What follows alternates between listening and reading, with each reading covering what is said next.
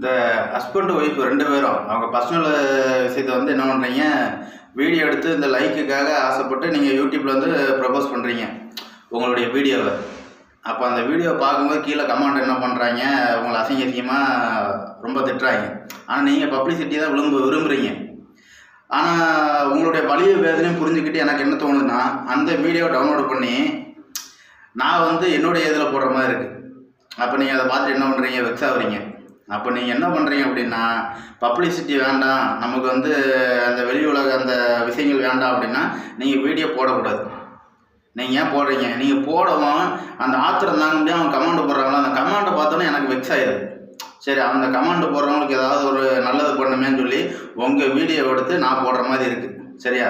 அதனால் வந்து நீங்கள் வந்து அந்த மாதிரி வீடியோலாம் போடாதீங்க. உங்கள் மான மரியாதை காப்பாற்றணும் அப்படின்னா நீங்கள் 4 செவத்துக்குள்ளே உள்ள அந்த சந்தோஷத்தை நீங்கள் 4 செவத்துக்குள்ளே ஷேர் பண்ணிக்காங்க. வெளியில் கொண்டு போகாதீங்க. வெளியில் கொண்டு போனீங்கன்னா என்னைய மாதிரி திருடர்கள் உங்கள் வீடியோவை திருடி கொண்டு அப்புறம் நாங்களும் பப்ளிசிட்டி ஆகணும்ல. உங்களுக்கு எப்படி பப்ளிசிட்டி முக்கியமோ அதே மாதிரி உங்களை